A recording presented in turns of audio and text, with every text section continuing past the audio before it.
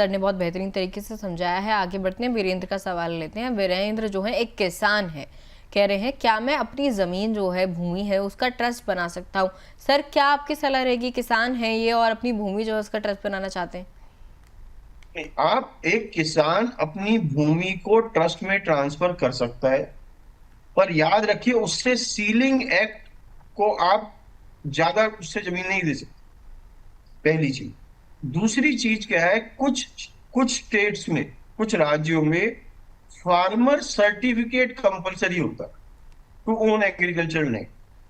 अब ट्रस्ट के नाम तो फार्मर सर्टिफिकेट नहीं बनेगी, क्योंकि वो इंडिविजुअल का बनता है। ऐसे में ट्रस्टी और बेनिफिशियरी दोनों का फार्मर सर्टिफिकेट हो तो ये ट्रांसफर हो सकती है, राइट। और कुछ स्टेट्स में प्रतिबंध भी है कि हम किसी भी एंटिटी के नाम किसी कृषि भूमि को नहीं जाने देंगे।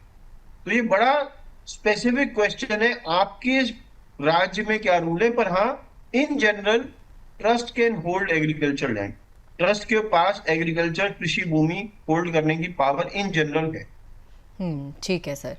कैलाश श्रॉफ का सवाल है, कह रहे हैं शादीशुदा लड़की को संपत्ति नहीं देना चाहें तो क्या करना होगा? ट्रस्ट बनाने से कोई फायदा होगा या नहीं? सर ये शादीशुदा लड़की को जो है संपत्ति नहीं देना चाहते हैं तो फिर इन्हें क्या करना चाहिए?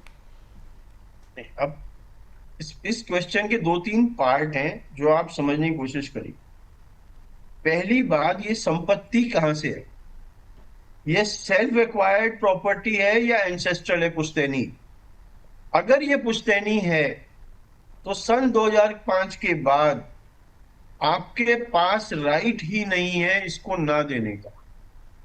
आपकी बेटी चाहे वो शादीशुदा हो या ना हो, वो अपने माँ के पेट में से ही इसकी ओनर बन के आई है, पार्ट ओनर, राइट। तो 2005 में हमने हिंदू सेक्शन अमेंडमेंट एक्ट कहा, और उसमें कहा मैरिड डॉटर्स की वही राइट्स होंगे जो मैरिड सन के। तो अगर ये एंसेस्ट्रल प्रॉपर्टी है तो आप उनको इस संपत्ति से बेदखल नहीं कर सकते, आपकी पावर नहीं।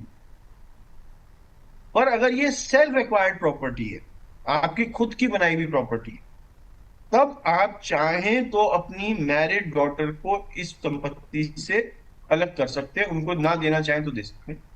तरीका क्या है? दो तरीके हैं, या तो आप विल बना दें और लोगों के फेवर में। पर उसमें प्रॉब्लम क्या है विल में, कि वो चैलेंज हो सकती है, उसमें कंट्रोल का पता नहीं है। दूसरा तरीका क्या है, आप एक प्राइवेट फैमिली ट्रस्ट बनाएं और अपने जीते जी ये प्रॉपर्टी उस ट्रस्ट में डाल दें, और उस ट्रस्ट में लिखें जीते जी मैं बेनिफिशियरी हूं, मेरे बाद मेरी वाइफ बेनिफिशियरी है, और हम दोनों के बाद केवल मेल बच्चे ही इसके बेनिफिशियरी। हम्म अगर आप ऐसा कर देंगे और ये सेल्फ एक्वायर्ड प्रॉपर्टी है, तो आप बचा सकते हैं कि ये संपत्ति किसी मैरिड ऑर्डर पे नहीं जाए। ठीक है सर।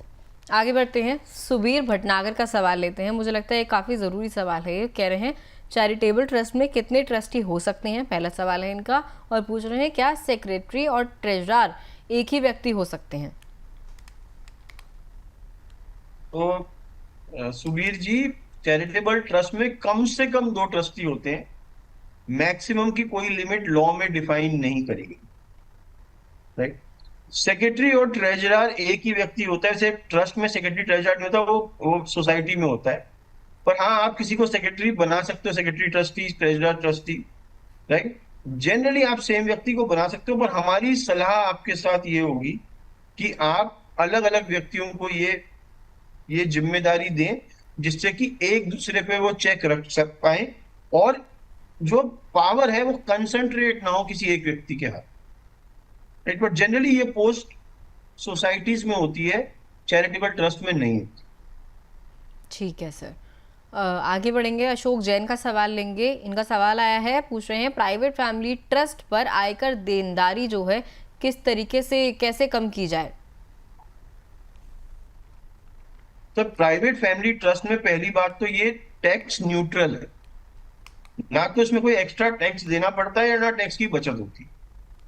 तो अगर आपने रेवोकेबल ट्रस्ट बनाई तो वो सेटलर के हाथ में ही टैक्स होता रहता है। तो जो आदमी जिसने दिया है पैसा उसी के हाथ में टैक्स हो रहा है, तो उतना ही टैक्स है जितना वो खुद देता अगर वो उसको अपने हाथ पे रखता। अगर आपने स्पेसिफिक इररेवोकेबल ट्रस्ट बनाई तो ये बेनिफिशियरीज के हाथ में टैक्स होता। सपोज मेरी 1 करोड़ रुपए की प्रॉपर्टी है, जिसमें जिसमें कि 20 लाख रुपए का रेंट है।